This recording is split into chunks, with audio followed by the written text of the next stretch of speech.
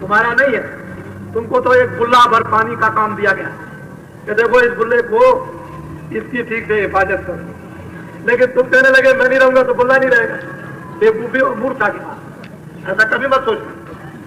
ये कहो कि हमको जो सेवा हो दीजिए, जो आदेश मिले खिदमत करने का वो दीजिए और हम खिदमत करें। हम तो छोटे आदमी, तो खिदमत करो, सेवा करो, जो भी सेवा आपको मिल जाए करो। लेकिन ये कहो कि मैं नहीं रहूंगा, कुछ नहीं।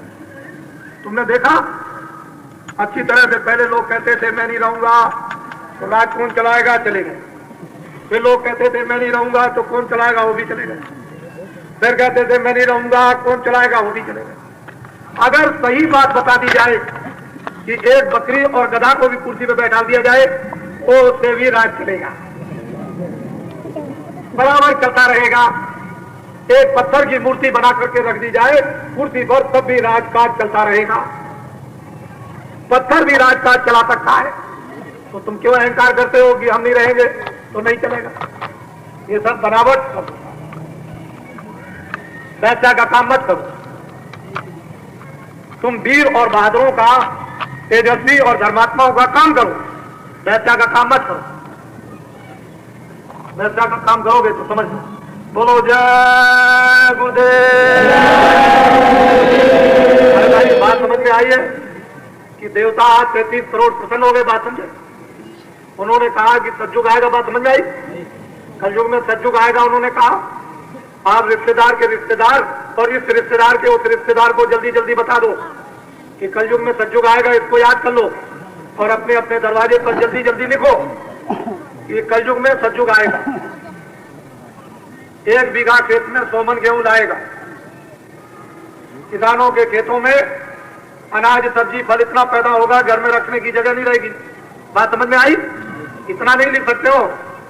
अरे इतना भगवान का सूचक चिन्ह है, अपने घरों पर नहीं लिख सकते हो कि सतयुग आएगा? बाकी तुम क्या करोगे? किसी की सेवा कुछ नहीं करोगे। रिश्तेदार को बता दो कि कलयुग में सतयुग आएगा, उसकी सब लोग तैयारी करो। क्या करो कि मांस मछली अंडा और शराब गाड़ी छोड़ दो और कत्ल और चोरी चमारी छोड़ दो। देवताओं ने कहा है कि इनको ये बता दो कि ये बुरी चीजें छोड़ दें, और जब ये न छोड़े तो मुझे बता दो। तो अभी तो खुदा का डंडा बजा नहीं है, अभी डंडा तो आगे तब बजेगा जब आप बुरी चीजें छोड़ोगे नहीं और आपका संदेशा उनको दे दिया जाएगा कि इन्होंने बुरी चीजें नहीं छोड़ी, आप जानो ये जाने, तब फिर खुदा का डंडा बजेगा। ऐसा जोर का डंडा बजेगा कि एक ही डंडे में जब जमीन पर गिरोगे तो नाक आंख सब टूट जाएगी, कमर हड्डी हाथ पैर सब टूट जाएंगे। 1 मिनट नहीं, 1 सेकंड के अंदर बाबा जी की सब बातें आपको याद आ जाएंगी। बोलो जय गुरुदेव। बात की समझ में आई है कि काशी जी से 2 बरस के लिए विश्वनाथ शंकर जी भक्तों के साथ जंगलों में 2 बरस के लिए रवाना हो गए। मालूम आप? क्या कोई मैं मजाक कर रहा हूँ? वो धर्म को जगाने के लिए जंगलों में चले गए भक्तों के साथ। अब वो काशी विश्वनाथ जंगलों में जाकर के फिर वहां से आपको परिचय देंगे। बात समझ में आई? काशी में अब नहीं है, 2 वर्षों तक काशी में जाओगे, वहां विश्वनाथ बम बोले शंकर जी नहीं है, उनका स्थान तो जरूर खाली पड़ा होगा। वहां जाओ, कल जाओ, ये आपकी मर्जी की बात, लेकिन वहां है नहीं। बात समझ में आई? कलयुग में सतयुग आएगा। आपको मालूम हुआ कि 11 दिन तक वो उसमें सम्मिलित रहे थे, लेकिन आपको विश्वास नहीं था। 2 करोड़ नर नारियों से ऊपर थे। हिंदुस्तान में राज संस्थाएं और धार्मिक संस्थाएं 2 करोड़ नर नारियों को जमा नहीं कर सकती, वो आपने देखा। और आगे जब कार्यक्रम का स्वप्न होगा तो 10 करोड़ नर नारी जमा होंगे। समझ रहे हो? 10 करोड़। बोलो जय गुरुदेव। जय गुरुदेव। जय गुरुदेव। नाम किसका? जय गुरुदेव। नाम किसका? हमारी समझ में बात आई कि हम महात्मा तो है नहीं, हम कोई भगवान और फकीर तो है नहीं, तुम्हारी तरह से एक आदमी। तुमको भी आदमी समझते हैं, हम हमको भी आदमी समझो। बात तो समझ में आई? बोलो जय गुरुदेव। शरीर है का एक तो जिसमें आप बैठे हुए हो इसको कहते हैं स्थूल शरीर, ये मनुष्य शरीर, स्थूल शरीर, इस स्थूल शरीर को कहते हैं पिंड लोक। ये कितने तत्वों का है उसको ध्यान से सुनो। जल, पृथ्वी, अग्नि, वायु, आकाश, ये 5 तत्वों का स्थूल शरीर, मनुष्य शरीर। उसमें 5 में जानवर, पशु पंछी सब आ जाते हैं। पशु पंछियों में किसी में 2 तत्व है, किसी में 3 तत्व है, किसी में 4 है और किसी में 1, मनुष्य शरीर में 5 तत्व। जल, पृथ्वी, अग्नि, वायु, आकाश, एक तत्व को कम कर दिया जाए तो आदमी पागल हो जाए, बुद्धि काम नहीं करे। मनुष्य शरीर की विशेषता यह है कि 5 तत्व पूरे और बुद्धि काम करती है। इसको कहते हैं स्थूल शरीर। इस स्थूल शरीर में जो आहार है वो फल का है, अनाज का है, दूध का है, घी का सब्जी है। इस स्थूल शरीर में स्थूल आहार, स्थूल तत्वों का। इसके बाद में लिंग शरीर, या आंखों की हद तक ये स्थूल शरीर और इसके ऊपर जब चलेंगे तो लिंग शरीर, वो है 17 तत्वों का। 10 इंद्रियां और 4 अंतःकरण, मन, बुद्धि और चित्त, और 3 गुण, रजोगुण, तमोगुण, सतोगुण। 10 और 4 14 और 3 17। 10 इंद्रियां, 4 मन, बुद्धि, चित्त, अहंकार और रजोगुण, तमोगुण, सतोगुण, 17 तत्वों का लिंग शरीर। लिंग शरीर में जो आहार है वो सुगंधी का, वहां भोजन नहीं, वहां दूध नहीं, घी नहीं, अनाज नहीं, फल नहीं, कोई चीज नहीं, सिर्फ सुगंधी का आहार, खुशबू। बस वहां के जो लोग हैं, वहां की जो जीवात्माएं हैं, वो खुशबू सूंघ करके जीवित रहती है। और लिंग शरीर स्वर्ग लोक में, वैकुंठ लोक में। इसके परे सूक्ष्म शरीर, वो है 9 तत्वों का, मन, बुद्धि, चित्त और अहंकार, 9 तत्वों का। सबसे स्पर्श, रूप, रस, गंध, यह है 9 तत्वों का सूक्ष्म शरीर। और स्वर्ग और वैकुंठ के परे जो ईश्वर का धाम है, जो सहजल कमल, उसमें जो भोजन होता है वो प्रकाश का, रोशनी, जिसको लाइट कहते हैं, उसी को देख करके वहां की जीवात्माएं जीवित रहती हैं। वहां सुगंधी नहीं, रोशनी देता है। स्वर्ग लोक के भोग नहीं है, मृत्यु लोक के भोग नहीं, वहां सिर्फ लाइट, प्रकाश देख करके जीवित रहती है। और इसके ऊपर सहजल कमल से ऊपर कारण लोक, वो शब्द, रस, रूप, गंध, यानी 5 तत्वों का। वहां पर जो भोजन है वो शब्द का, आवाज का। बिना आवाज के वहां जीवात्माएं जीवित नहीं रह सकते। इसलिए जो भोजन है, खुराक है, वो सभी आवाज की है। पानी, जिसको बाजा कहते हैं। इन 4 शरीरों में, अपने अपने लोकों में अलग अलग उनके शरीर और अलग अलग उनके भोग, एक दूसरे से किसी से मिलते जुलते नहीं। इन 4 शरीरों को पार करने के बाद 4 तत्वों से जब जीवात्मा अलग हो जाती है तो इसमें स्वयं जो दोनों आंखों के पीछे जीवात्मा बैठी है, इसमें रचना करने की स्वयं शक्ति आ जाती है। फिर ये खुद रचना करती है, रोग बना दे, बड़ी बड़ी और विविध बात की रचना कर डाले, इसमें स्वयं शक्ति आ जाती है। इसमें ये गुण होता है और 4 शरीरों से आजाद हो जाती है, फिर बंधन में नहीं। फिर उसको स्थूल कर्म, लिंग कर्म, सूक्ष्म कर्म और कारण कर्म नहीं बांध सकते। वो इन 4 शरीरों से अलग हो गई, निर्बंधन हो गई। तो हम लोगों को ये मालूम नहीं है कि स्थूल शरीर में क्या आहार है, लिंग शरीर में कौन सा आहार, और सूक्ष्म शरीर में क्या आहार, कारण शरीर में, ये नहीं मालूम। कहां से कहां तक स्थूल शरीर है, कहां से कहां तक लिंग शरीर है, कहां से कहां तक सूक्ष्म शरीर है, और कहां से कहां तक कारण शरीर है, इसके परे 4 रुकावट है। तो ये हमको इस बात का ज्ञान नहीं। लेकिन जो साधक साधना करते हैं, जो ऊपर जाते हैं, उनको सब कुछ वो ज्ञान होता जाता है, उनको सब मालूम होता है। जो जो आहार करते हैं, जिस लोक में, जिस शरीर में जाकर वो बताते हैं कि यहाँ सुगंधी का आहार, यहाँ पर प्रकाश का आहार, यहाँ शब्द का आहार है, वो सब बताया करते हैं। और यहाँ किसका आहार है? कुछ चीजों जो रोज आप कढ़ाई में बना के खाते हैं, इन चीजों का आहार है। इससे ये शरीर रहेगा, सुगंधी से लिंग शरीर जीवित रहेगा, प्रकाश से जो है वो सूक्ष्म शरीर जीवित रहेगा, और कारण शरीर में सब, इससे परे कोई जीवात्मा का शरीर नहीं।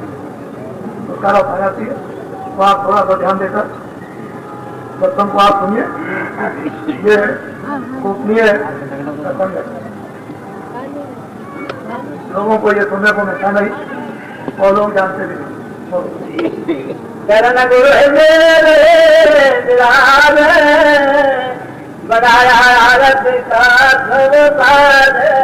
बताया कि गुरु के चरण दोनों आंखों के बीचों बीच और सामने विराजमान, यानी प्रकट हो गई, राम नाम रूपी मणि प्रकट हो गई। गुरु के चरण जो प्रकाशित स्वरूप है वो प्रकट हो गए, उनका दर्शन, उसमें बड़ा आनंद है। कहते हैं हमारे गृह में, हमारे घर में, मनुष्य रूपी मकान में, तीसरे दिन में दोनों आंखों के बीचों बीच जब दरवाजा खुल गया तो कहते हैं चरण कमल आ गए। वो उस गुरु के चरण कमल, वो जो सबका गुरु, उसको पिता कहो, गुरु कहो, वो सब कुछ कहा जाता है। माता कहो, स्वामी कहो, मालिक कह लो, उसको कुल्लम कुल करतार कह दीजिए, सर्वा आधार कह दीजिए, सबको बढ़ाने वाला चाहिए, सारी जीवात्माओं का रक्षक चाहिए। उसके चरण ग्रह आए, मेरे सोते भाग लिए जनाए।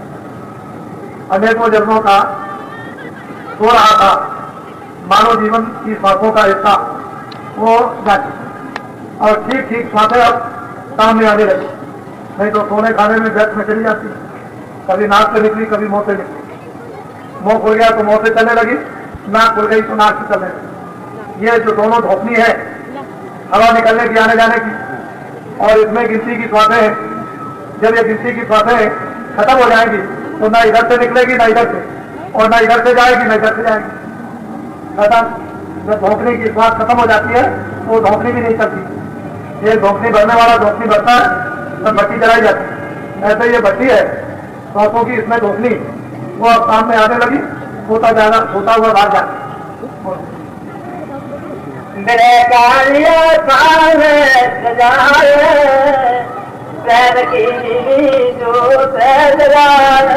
ग्रह की थाली बनाई, ग्रह की, जिसको तपल कहते हैं, तड़प कहते हैं, ग्रह कहते हैं, रोना उसको कहो कहते हैं, उसकी एक थाली बनाई और उसमें सूरज की बाती बनाकर रख दी। अब तो ये जब जलेगी तभी काम बनेगा, इसके पहले काम नहीं बन सकता। तो इसको थाली बनाना, ये जीवात्मा दोनों आंखों के पीछे रहती है। ये चतुर्संताकरण मन बुद्ध चित्त अहंकार, मन अपना काम करता है। किसने काम किया? चिंतन का, उसने चिंतन करके छोड़ दिया, और मन संकल्प विकल्प करता है, और बुद्धि निश्चय करती है कि ठीक है कि नहीं है, और अहंकार दीवार बनाकर खड़ा हो जाए तो सारा ज्ञान खत्म कर देता है। तो इसमें जो पूरा कचरा भरा हुआ तो यही तो है कि चिंतन में काम किया, मन संकल्प करता है, बुद्धि में विवेक नहीं है, और अहंकार दीवार बना के खड़ा हो जाता है तो सर्वनाश नहीं। ये जब साफ होगा तो ग्रह की थाली बना दी जाएगी, और जिसमें दीपक जब चलेगा तब अपने अपना काम ये सब करने लगे। चित्त अपना काम, मन अपना काम, बुद्धि अपना काम, अहंकार अपना काम, और फिर जीवात्मा सभी है उसमें, वो निकल आएगी, और जब निकल आएगी तो दीपक सामने चलना। हाँ, उमंग से धनमत खाई भरी, ग्रस्त गुरु फेरी जवानी। उमंग से खड़ी हो गई और दृष्टि से निहारती है, आंखों से ज्ञान चक्षु से नेत्र सामने देखती। इसीलिए साधकों को ये चाहिए कि बाहर की आंखें तो हिले नहीं, अंदर की आंख के सामने एक जगह देखो, और जब ग्रह होती है तो मन इधर उधर और चित्त कहीं नहीं जाता, दृष्टि के साथ लग जाता और दृष्टि खड़ी हो जाती, और बाहर की दोनों आंखें हिलती नहीं तो दीपक जल जाता। जब जला दिया दीपक, और जब तक ये ग्रह नहीं होती है तो दीपक जलता नहीं, दृष्टि एकाग्र नहीं होती है, कैसे काम होगा?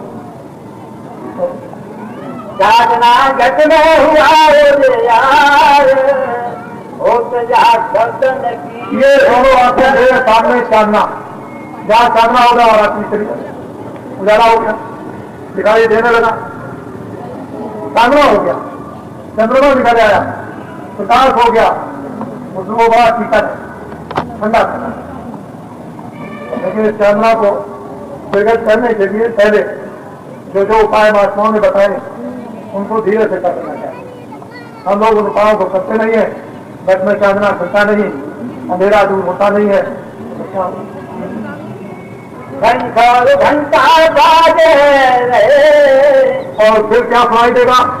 जब चांदना होगा, उजाला प्रकाश हो गया तो घंटे संग की आवाज बड़ी मधुर, इतनी अच्छी स्वामी और मीठी लगेगी कि सुनते सुनते सुनते सुनते उसमें लय हो जाओ, यानी अपने आप को भूल जाओ कि मैं क्या हूं। ये सब सुनाई इस मनुष्य रूपी मंदिर में तीसरे घाट पर जब चांदना होता है और जैसे उसका दर्शन करती है तो ये सब बाजे बजते हुए सुनाई देते हैं। और जिसके घट में ये बाजे बजने लगे तो वो मंगलमय वो शरीर इतना पवित्र होता है। महात्माओं ने बताया कि जहाँ घट साई प्रगट हो उस घट की क्या महिमा किया जाए। ऐसे साधु जब कभी घर पर आए तो आवर साथ बड़े प्रसन्न हो, जब जाने लगे तो रो दो। आवर साध न हसिया जात न दिया रोज, कहे कभी तादाद की मुक्त कहां से हो। साधु आवाज देखकर मन में डरे मरो, गुस्सा आता है, मन जो है नाराज होता है तो मन में डरे मरो तो होती चूरा बसे गांव के छोर। उस गांव के भंगी हो गए और किनारे पर बसाए जाओगे, गांव में बैठ नहीं सकते हो सबके साथ। तो साधन भोजन तीर्थों दीजिए साथ बुलाए, कहते हैं कि उनकी सेवा बड़े प्रेम के साथ में साधन भोजन जो कुछ एक उचित शक्ति हो, रूखा सूखा फल फूल उनकी सेवा करो तो जीवन जप है, जप में हम परम पद पाए। इस संसार में तो तमाम जप होगा और आखिर में ये जीवात्मा परम पद में चली जाएगी। तो वही है कि बड़े भाग जिनके गृह में चांदना हो गया और घंटे घड़ियाल बजने लगे, वो घर बड़े भागशाली। यही जब किसने जो यज्ञ किया था तो इस घंटा को बजाने के लिए सुपथ के लिए कहा था कि ये यज्ञ जब सफल होगा जब मनुष्य की मकान पर कोई घंटा बजाएगा। उस समय पर सुपथ संत थे, 24 घंटे उनके मकान पर घंटा बजता रहता। मनुष्य रूपी मकान पर मंदिर में जब वहां घंटा बजा दिया, अगर ये बाहर का घंटा किसी के घर का होता तो कोई भी जाकर के बजा देता, लेकिन ये घंटा नहीं था, वो इधर का घंटा था तो कुदरती बजा। तो इस महराज की बुद्ध की सचे पर खड़े हो, सामने जब चांदना तुमको दिखाई देगा और फिर देखो कैसी अद्भुत झंकारें उधर से आ रही तरह तरह। तो ये घटका जो भेद है वो महापुरुषों के ही द्वारा कब प्राप्त होता है जब घंटा बाज रहे, घाट घट गुल्ले खोल दिए। मनुष्य रूपी मकान का घाट जहाँ जीवात्मा की जड़ चेतन की घाट बंधी थी 5 तत्वों की और 3 गुणों की, उस जीवात्मा को निकालकर घर का घाट खो दिया। तो छोड़त ग्रंथ पाओ जो कोई तभी जीव प्रसारत हो। जब 5 तत्व जल पृथ्वी अग्नि वायु आकाश और रजोगुण तमोगुण सतोगुण इन तीनों की गांठ से जीवात्मा अलग होगी तभी प्रकाश हो सकती। लेकिन जैसे ही छोड़ने चलो खोलने चलो गांठ को तो रिद्ध सिद्ध प्रेरम हो भाई, फौरन विद्या सिद्धियां आ जाती हैं, प्रेरणा करती हैं, प्रलोभन देती हैं, खड़ी हो जाती हैं, हंसती हैं, मुस्कुराती हैं, ऐसी ऐसी चीजें हाथ में लिए रहेंगी, ये ले लो। और आपकी बुद्धि उसमें फंस गई, हर गई तो हो बुद्धि जो परम त्यागी। अगर बुद्धि परम त्यागी है तो कहेगा हमको कुछ नहीं चाहिए, हमको तो वही चाहिए जिसके पास ये सब कुछ है। और बुद्धि में होशियारी नहीं, विवेक नहीं, तो कहेगी ये संसार की चीजें दीजिए। तो ये जो चांदना निकला था बुझ गया, बंद हो गया, बस आप इधर रह गए, उधर का दरवाजा बंद हो गया। तो बड़े विवेक के साथ में पहुंची मझार जो तिलक पाई जगमग तार। कहते हैं कि सहस्त्र कमर में जब पहुंची तो वो सात जोत जो है जगमग जगमग जगमग चमक रही, और वो ऐसी जोत है कि उसी जोत में स्थानीय पुरुष का वहां दीदार दर्शन होता है कि वो किस रूप में है। बहुत ही उसका सुंदर मनमोहन श्याम रूप बड़ा ही सुहावना है। वो 3 लोक का मालिक है।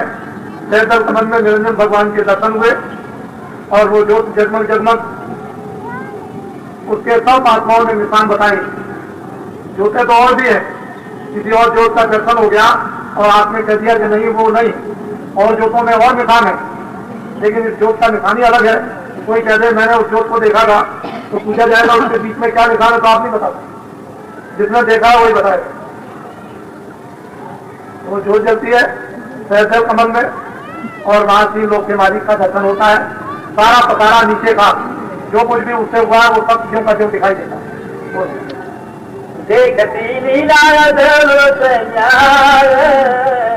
कोई अब बंकर नाल के पार। वहां बहुत से बड़ी लीला अद्भुत अद्भुत देखने को मिलती है। तरह तरह की लीला जो कहने में नहीं आ सकती है, ऐसी चीजें यहाँ नहीं। ये तो सब चीजें मट्टी की बनी हुई है, लेकिन वहां पर मट्टी का कोई बालुका का कोई भी सामान बना हुआ नहीं। हर चीज में से किस तरह की चमक आती है, किस तरह की रोशनी होती है, प्रकाश होता है कि उसने ये किस खूबसूरती से, किस कारीगरी से, किस मशीन से ये चीजें बनाई। वहां का कारखाना सब का सब देखने पर ही मालूम होता है, लेकिन वहां का नक्शा नमूना यहाँ किसी कागज पर नहीं उतारा जा सकता, उसके इशारे किए जाते हैं। और यहाँ वो चीजें है ही नहीं जिसका प्रमाण देकर के ये समझाया जाए कि ऐसा है, ये तो मट्टी की चीजें हैं, तो मट्टी की चीजों से उसकी क्या तुलना। गुरु ने किया मुझसे प्यार बजाई मोहब्बत कहते हैं वो बंगलाट चढ़े रास्ते से ऊपर जब चढ़ी तो बड़े बड़े पर्वत, ऐसे ऐसे विशाल पर्वत हैं कि सारा संसार उसका एक छोटा सा टुकड़ा।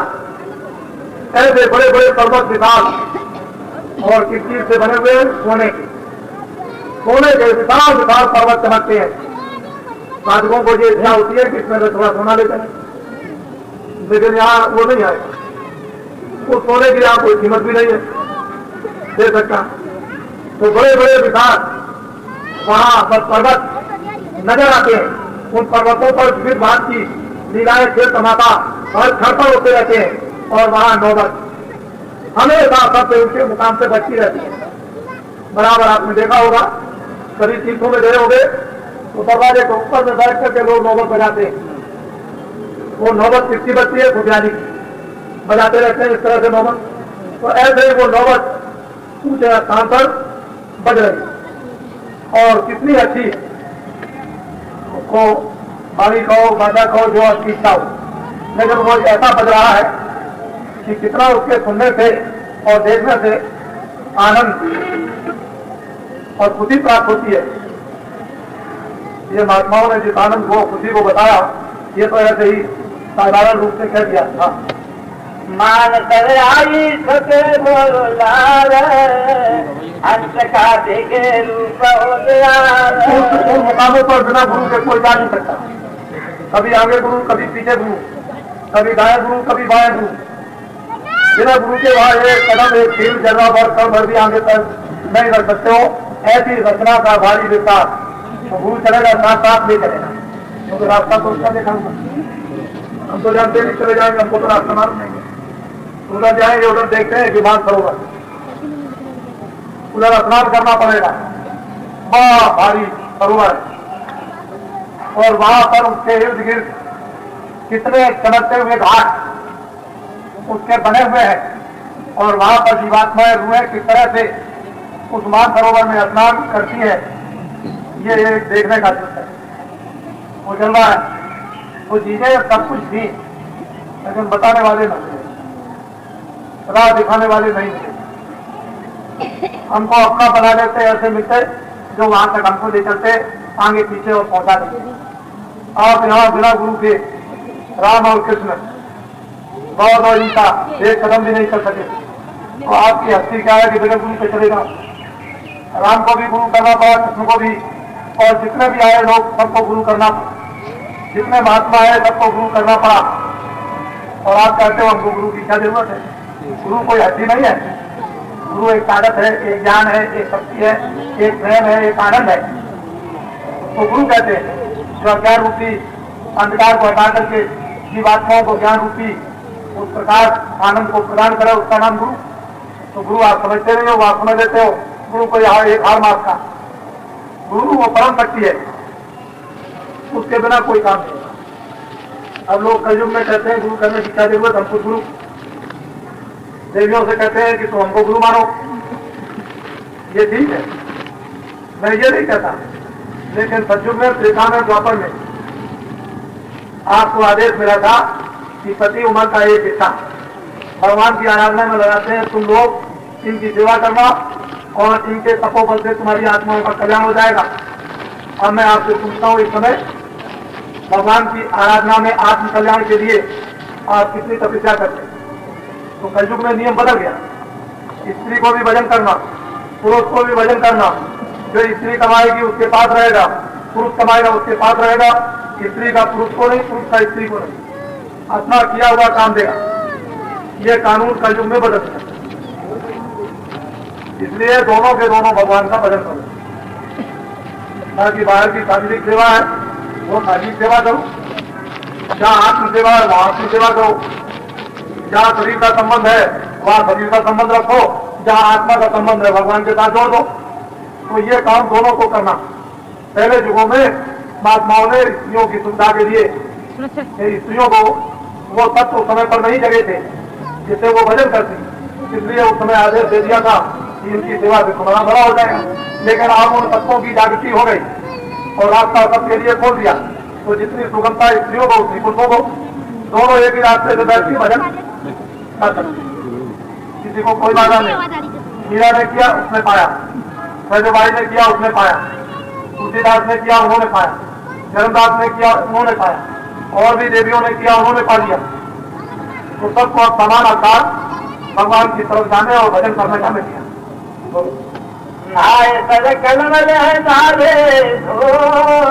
सरोवर में पुरुषों ने, जीवात्माओं ने जो भी वहां पहुंची स्नान किए उस सरोवर में, और जितने भी कलमल थे, जितने दोष थे, अवगुण थे, विकार थे, बुराई थी, वो सबको ले जाकर के दौड़ा। मन को मन के भंडार में, बुद्धि को बुद्धि के भंडार में, चित्त को चित्त के भंडार में, प्राणों को प्राणों के भंडार में, इनको सबको अपने अपने भंडार में पहुंचाती हुई जीवात्मा जब गुणातीत होकर के अकेली चली, मानसरोवर में स्नान किया, सारा कुछ ऐस धो दिया और बिल्कुल उसके रूप में हो गई कि हम उसके सामने कुछ नहीं, इतनी श्वेत और सफेद हो गई जिसको व्हाइट कहते हैं। नाय कर कलमल डाले धो शब्द सुन सारा सुनाई कहते हैं कि फिर उसको पार तक उसको सुनाई दिया। किसने सुनाया? गुरु ने। वहां भी गुरु की जरूरत है। हर शब्द का परिचय गुरु, हर मंडलों का परिचय गुरु, हर देशों का परिचय गुरु कराएगा। बिना गुरु के नहीं हो सकता। कहते हैं गुरु ने वो भी सुनाया। रूप लगे अक्षर का जब ये 10वें द्वार में पहुंची तो अक्षर का साक्षात्कार दर्शन हुआ, रूप का। और वहां पर किसी से पूछा जाए कि भाई रूप में क्या है, तो वहां कुछ लिखा हुआ। जो लोग यहाँ से जाते हैं वहां कुछ पढ़ते हैं। ये अक्षर उतरी से आए, ऋषि मुनियों ने जो प्राणायाम किया और उससे उन्होंने जो कुछ अनुभव किया है, ये सब अक्षर ऊपर की तरफ से आए। तो अक्षर का दर्शन हुआ, दीदार किया, उनकी आवाज सुनी और बहुत मीठी महीन, सिर को पकड़ने वाली, अपनी तरफ खींचने वाली किंगरी और सारंगी की आवाज में जिस तरह से मृग को बजाया जाए, और जब वो सुनता है तो मस्त हो जाता है।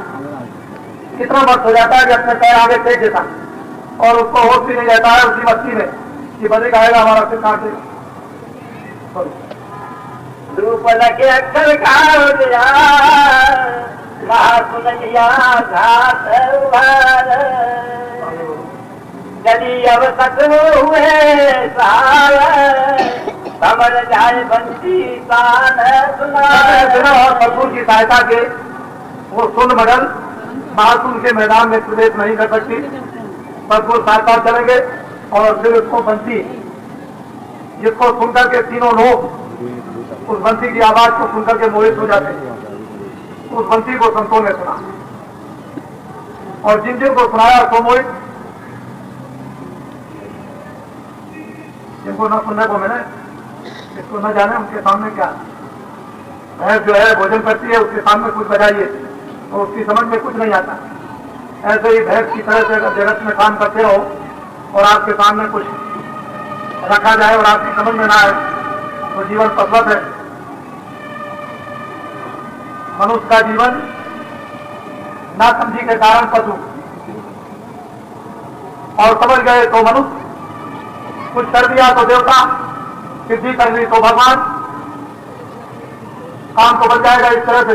लेकिन अभी तो हमने कुछ काम किया ही नहीं है तो हम मनुष्य के हम पशु है, जिनकी इंद्रियों के भोगों में लिप्त है, इसलिए पशु समाना। मांसाहारी कुशोदया जस बकरी तत्काल, मांसाहारी सबका भक्षण करते हैं, गाय से बकरी। मीन बाप जो करे आरा 64 जन्म की तोता, मछली का मांस खाने वाले 64,000 बरस तक उनको किसी का जन्म दिया जाता। आकाश में उठते रहो, जहां खड़ा हुआ मांस 64,000 बरस तक खाओ। ये है उनका जो कल दिखाया था फैसला। ये फैसला ऐसे नहीं सकता, वो तो महात्मा जब इसको खाते को फाड़ फूट के खत्म कर दें, जला दे तो छुट्टी मिले, नहीं तो ये खाता खत्म नहीं होता, ये भोगना पड़ेगा।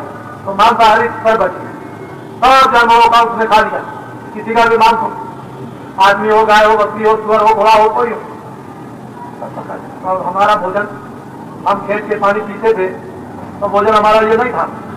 जो जिभ्या से काटते हैं अज्ञानी जीव, जो पशु पंछी या जानवर हैं, वो जो खेत के पानी नहीं पीते हैं वो तो मांस खाते, लेकिन उनमें से जो खेत के पानी पीते हैं वो भी नहीं खाते। तो हम मनुष्यों के अंदर उन जानवर और पंछियों की कितनी भी बुद्धि नहीं रही। वो तो समझ लेते हैं कि मांस है इसको नहीं खाना, लेकिन मनुष्य तुझको पूरी बुद्धि दी और फिर भी तू नहीं समझता उसको मांस खाता। हमारा पूरा पहुंची सीना झावे, हंस जा बैठे देखे द्वार।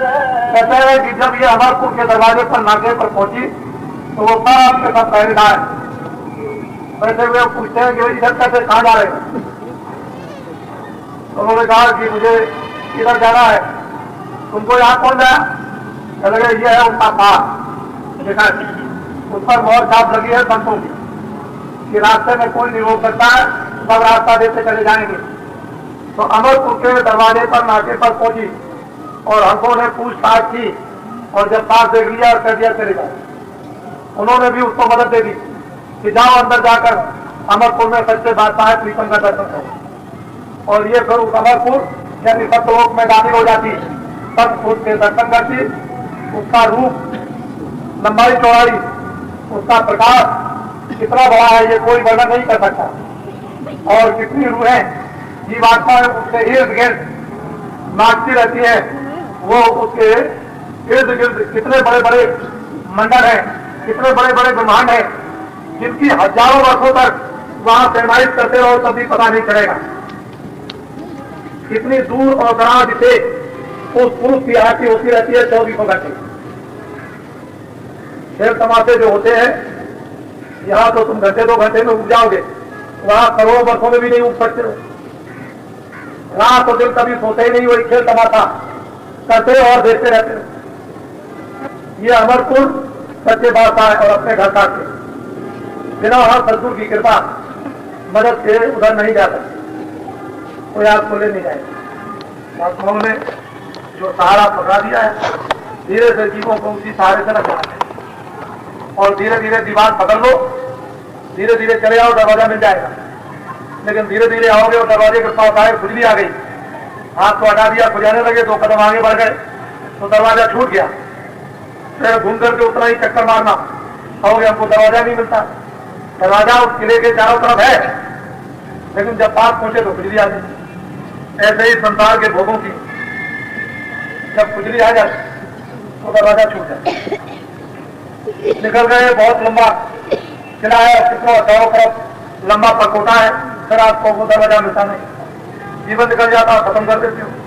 तो महात्मा परकोटे का दरवाजा बता दे, उसी को धीरे से पकड़ के खटखटा दो तो दरवाजा ऑटोमेटिक खुल जाएगा, धीरे से खुल जाएगा। बस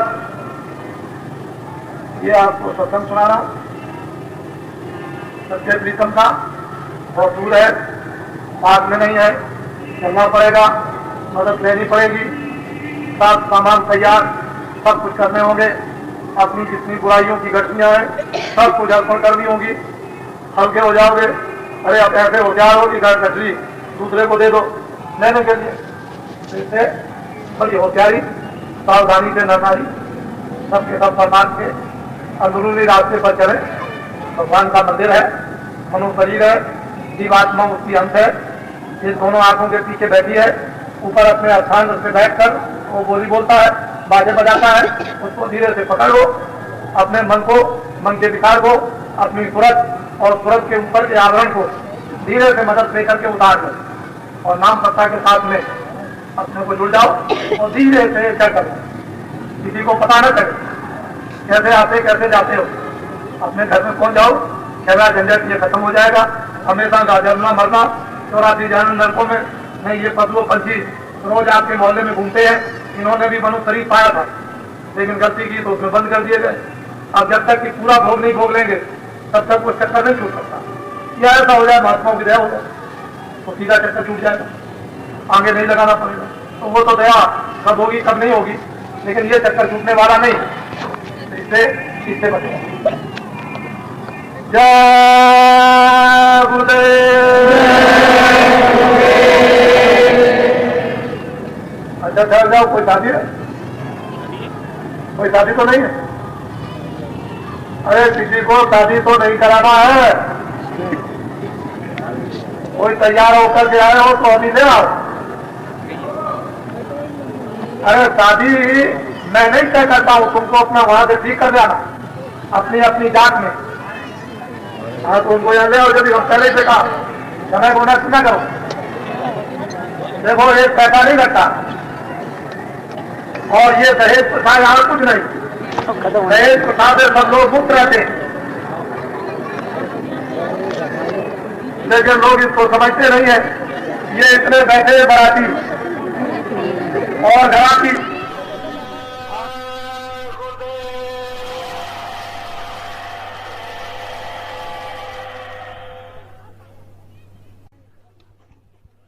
कमी में लापरवाही नहीं होती। घर में आटा कम हो तो एक भी टुकड़ा छूटने वाला नहीं।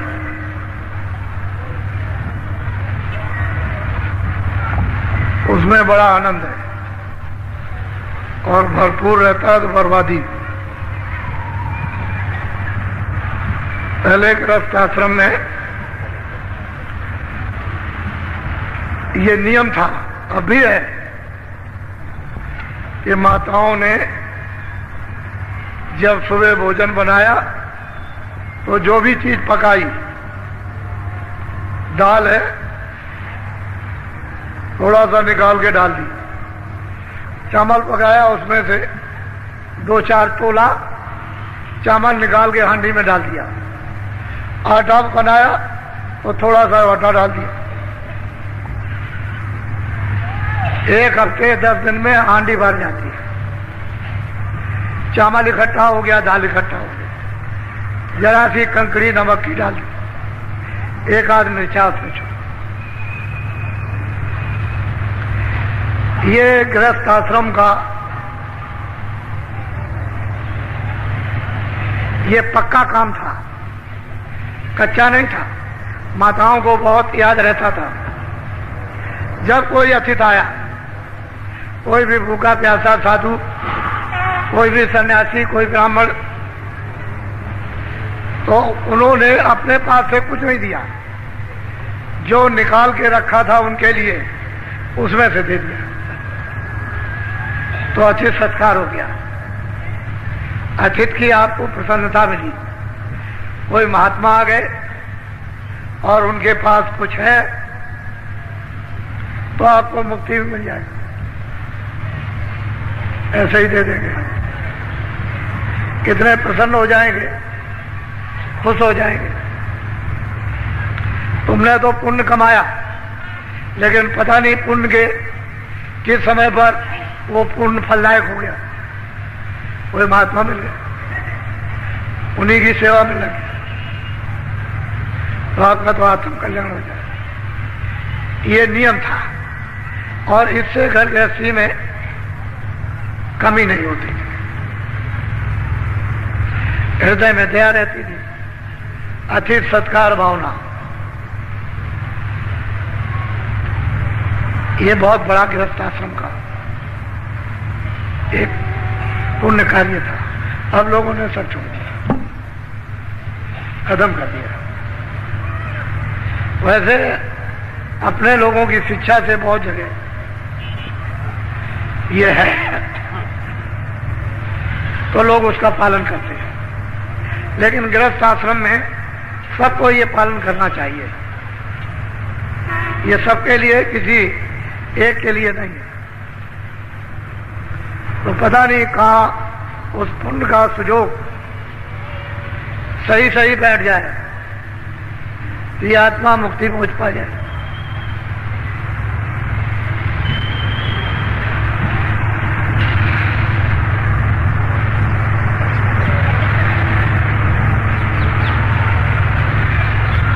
जय गुरुदेव, जय गुरुदेव, जय गुरुदेव, जय गुरुदेव नाम किसका, जय गुरुदेव नाम किसका, जय गुरुदेव नाम किसका।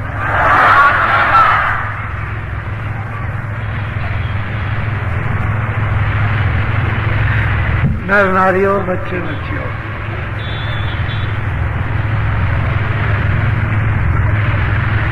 आप सभी नर नारी किसी भी जाति या संप्रदाय के हो,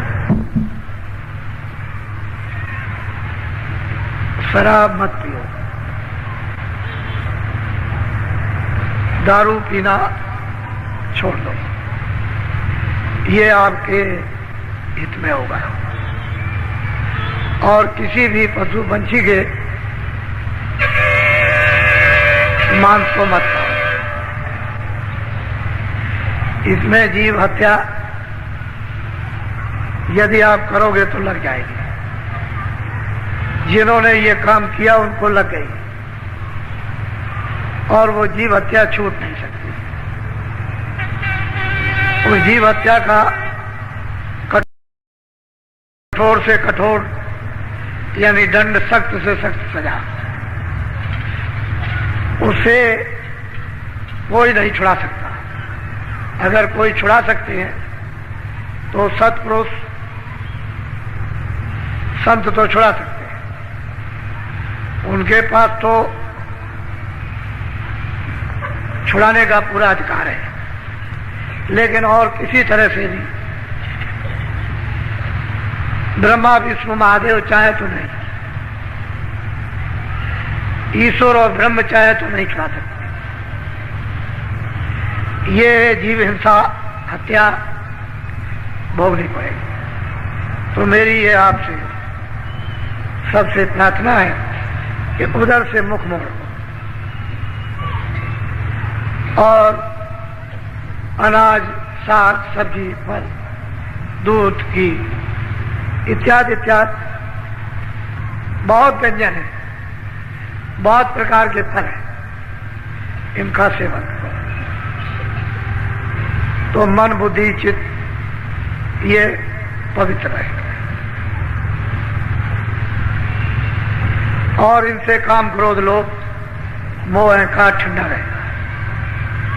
ये चीजें सब उत्तेजित हैं, और ये तो दुनिया के काम में भी पूरी पूरी बाधक, परिवार में, समाज में, तो भगवान के चिंतन में तो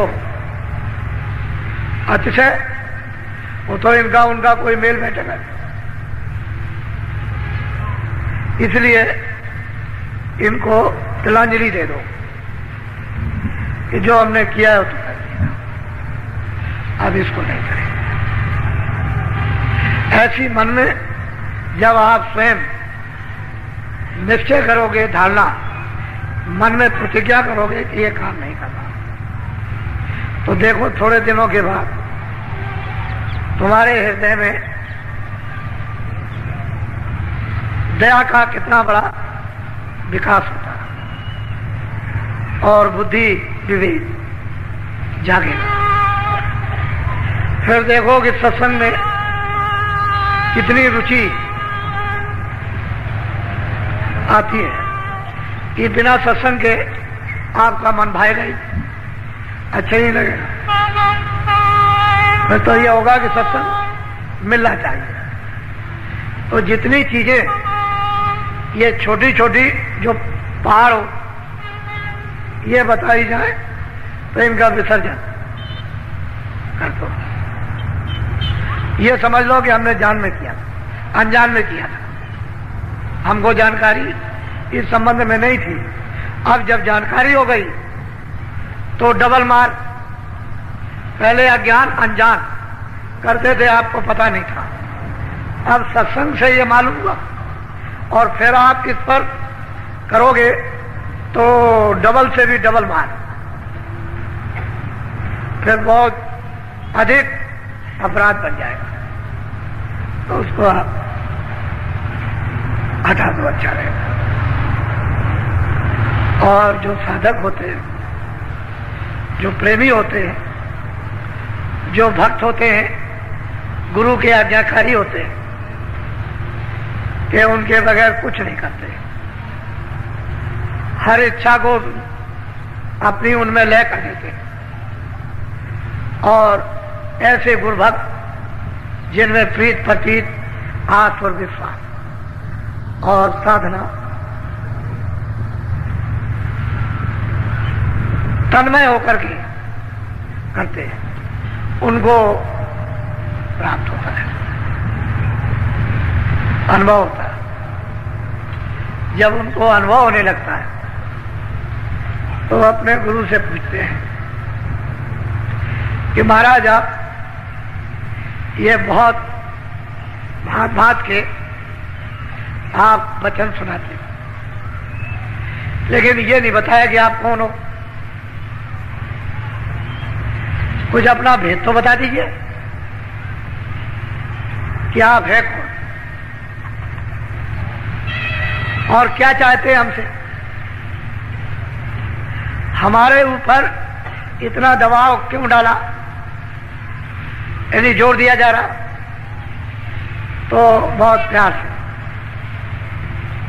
वो भक्त, वैसे जगी हुई सूरत है, सो नहीं रही, जाग गई, पूछती है कुछ अपना भेद बताइए जिसमें हमारा भी हित होगा और ये बेचारे जितने भी हैं इनका भी कल्याण हो जाएगा। तो भक्त अपने स्वामी से ऐसा प्रश्न करते हैं जो सबके लिए हो, किसी एक के लिए नहीं, सब को लाभकारी हो। तो आज थोड़ा सा भक्त का प्रश्न और स्वामी का उत्तर वो आपको बताया जा रहा है। भक्त भक्त ही होते हैं, उन भक्तों की तारीफ महिमा कोई कर नहीं सकता, ऐसे भक्त होते हैं। अब वो जो कुछ भी कहेंगे उसको आप बहुत ही ध्यान देकर और सुनेंगे और बुद्धि से सोचेंगे। बोलो। सब सूरते पूछे एक बाता, स्वामी देव भेद व्याख्याता। उस सूरत में जो जाग गई मनुष्य रूपी मंदिर में, वो पूछती है कि स्वामी आप अपना भेद वर्णन कीजिए, एक ही बात कीजिए, ये अपना तो भेद कम से कम बताइए। कि आप चाहते क्या है, क्या हमारे सबके साथ करना चाहते हैं, बोलो। तब स्वामी ने वचन उचारा, मार्ग कायो भेद बताया। बड़े प्रसन्न होकर के उन्होंने उस सूरत को उत्तर दिया कि जो तुम पूछ रहे हो बिल्कुल ठीक है। तो उन्होंने बताया कि देखो, मैं तुमको सब भेद बताता हूं। मैं चाहता क्या हूं कि जिससे कि जीवों का इन सुरतों का छुटकारा हो जाए। ये काल के कर्मों के जाल से, काल के माया के जाल से निकल के अपने घर में पहुंच जाए, जहां न माया है न काल है, न जहां पाप है न पुण्य है, न अच्छा न बुरा है, न दुख है न सुख है, न वहां जन्म है न मरण है। मैं चाहता हूं कि ये पहुंचे। तो पहुंचेंगे कैसे? ये तो आप वर्णन करते हो, उसका पहुंचने का उपाय सबका क्या है, बोलो। 5 नाम का सुमिरन करो, श्याम से तमें सूरत धरो। कहते हैं एक काम करो कि 5 नाम जो नामदान मिल जाए उसका सुमरन करो। जब तक 5 नामों का सुमरन नहीं होगा तब तक बच्चा कुछ होने वाला नहीं। 5 नाम का सुमरन करो, इसको तो लो पका है। और श्याम श्वेत में सुंदर करो, उसी को श्याम सुंदर कहते हैं। वो श्याम भी है और श्वेत भी है। श्वेत कहते हैं सफेद, श्वेत, श्याम श्वेत। शहतल कमल में दोनों रूप हैं, श्याम भी है और श्वेत भी है। कहते हैं उसमें अपनी सूरत लगा दो। 5 नाम का सुमरन करो। जब आप सुमरन करोगे तो पहले नाम का उसे आप याद करो। तो ये करो कि 5 नाम का जो गुरु विधि जुक्ति दे दे उसी के अनुसार सुमरन करो। श्याम श्वेत में अपनी दृष्टि जमाओ, जो सहतल कमल में श्याम सुंदर, जिनको निरंजन भगवान कहते हैं। ये काम करो। जब ये करने लगोगे तो धीरे धीरे सुमरन पड़ जाए। उस सुमरन का फल ये होगा कि दृष्टि आपकी अंदर में एकाग्र होने लगेगी। जहां अंधेरा है वहां प्रकाश हो जाएगा। जब प्रकाश हो जाएगा, अंधेरा चला जाएगा, तो प्रकाश में दिखाई देगा। उसमें है दरवाजा। गगन में, आकाश में एक बहुत बड़ा आकाश है, उसमें फाटक है। कहते हैं उसमें कैसे टूटेगा, वो फाटक कैसे खुलेगा? श्याम श्वेत में सूरज धरो। तुम दृष्टि जमाओ एक एकाग्र लक्ष्य होकर, और उसे दिव्य दृष्टि से उसका भेदन करो, तो आकाश में छेद हो जाएगा और फटाक से फटेगा। इतनी जोर की आवाज होती है जैसे तीनों लोग चुरमुरा गए। छोटी मोटी आवाज नहीं होती, उसके टूटने पर धमाका होता है। लेकिन वो धमाका सूरज को सुनाई देगा आपको। अगर बाहर के कानों को वो धमाका सुनाई देगा तो ये कान के सब के पर्दे फट जाए, इतनी आवाज है। श्याम श्वेत में सूरज, वो श्याम भी है और वो श्वेत। श्वेत तो गुरु बैठे हुए, और श्याम जो है वो निरंजन भगवान है। इन्हीं के भेजे हुए जब यहां ठीक करना था इसे धर्मभूमि पाप आत्माओं को, तो इन्हीं के आदेश से राम का अयोध्या में जन्म हुआ था कि जाओ धर्म की मर्यादाएं स्थापित और राक्षसों का ये सफाया कर दो। तो निरंजन भगवान के राम अवतार थे। अब वो कहते हैं कि तुम 5 नाम का स्मरण करो और श्याम चेत में पूरा करो। बोलो। प्रथम सुनो गगन में बाजा, घंटा शंख छाट। कहते हैं जब तुम्हारी सूरत उस श्याम चेत में जब लक्ष्य बना लेगी तो कहते हैं कि प्रथम पहले ही घंटे और शंख की आवाज घनाघन हो रही, सुनाई दे।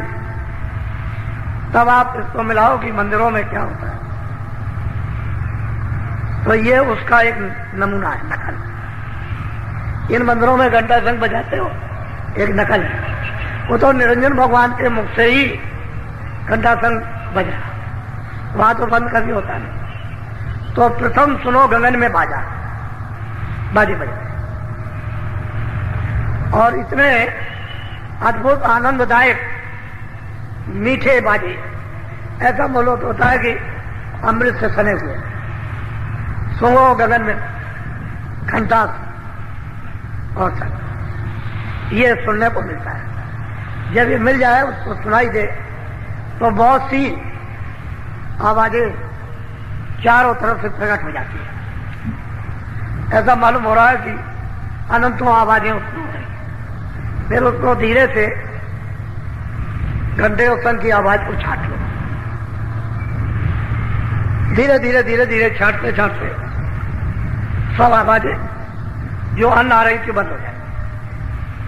उस आवाज के सामने वो आवाजें लय हो जाएगी, बंद नहीं होती, उस आवाज में सुनाई नहीं देती। जैसे कोई अब आवाज हो रही है और आप बोलते रहो छोटी मोटी आवाज से, तो सुनाई नहीं देता है।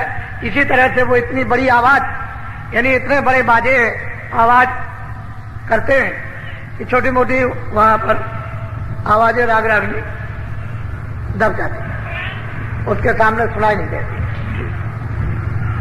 तो वो अपना भेद बता रहे कि भाई ऐसा करना है कि अगर तुमको चलना है तो 5 नाम का स्मरण करो। फिर अपनी सूरत को श्याम चेत में रखो। प्रथम में सुनो गगन में बाजा, घंटा और तो जब शुरू हो जाएगा तो ये चढ़ने की सीढ़ी मिल गई, ये पौड़ी है। जब ये बाजा सुनने को मिला, बस समझ लीजिए कि पौड़ी मिल गई, सीढ़ी मिल गई, इसको पकड़ के अब चढ़ जाए। बोलो। सहस कमल दल ज्योति लखाई, बांकनाल में जाए। कहते हैं कि ये हमने देखा, सूरज तू उधर चल, ये है, ये त्रिलोकी का नाथ है और 3 लोकों का मालिक है। ये पिंडलोक और अंडलोक और ब्रह्मांडलोक, उसका ये मालिक नाम सैदल कमल में विराजमान है। इनकी आवाज घंटा, इसको सुनो और इसमें मिलो, लय हो जाओ, तो ये खबर पड़ेगी कि ऊपर से भी आवाज आ रही है और भी कुछ आ रहा। बोलो।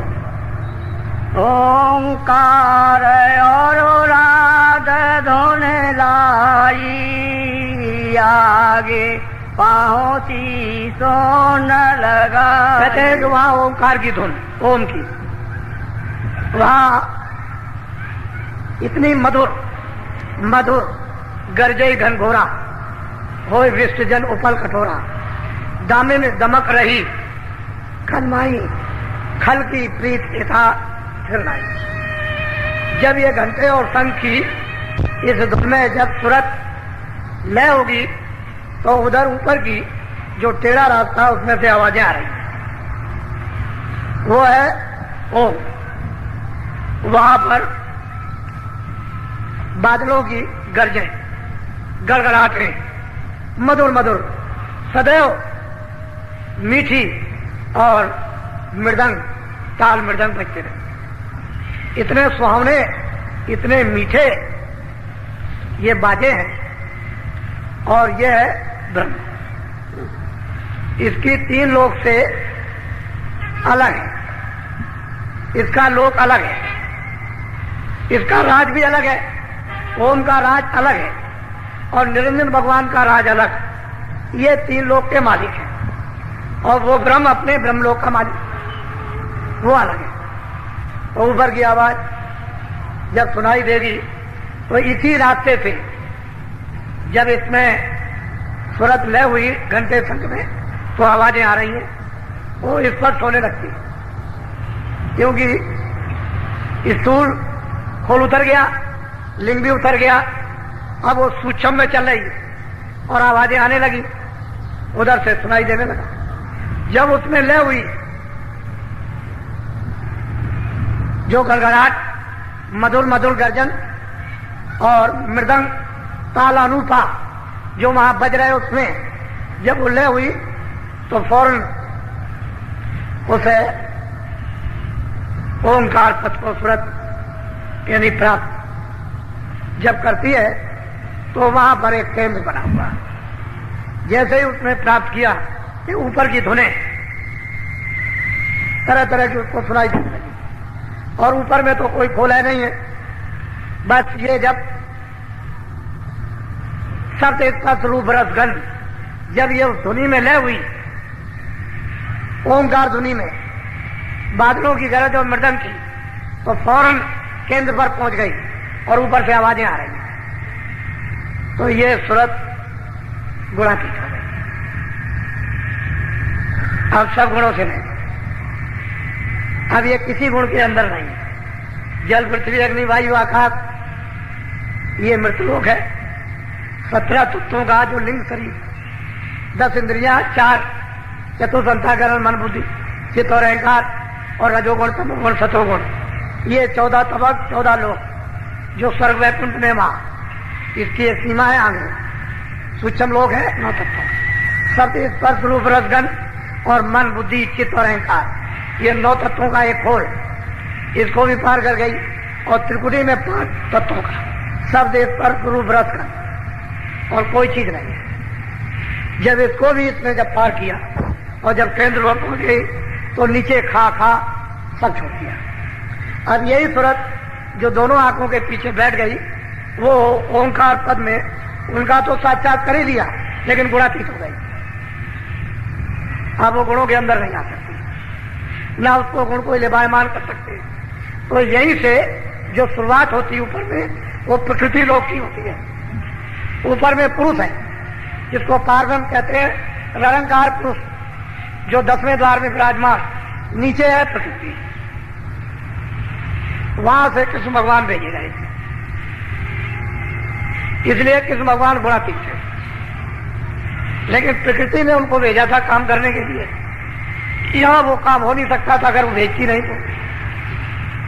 उनको भी गुण लिपायमान नहीं कर सकते थे, लेकिन जिस काम के लिए भेजा वही काम किया।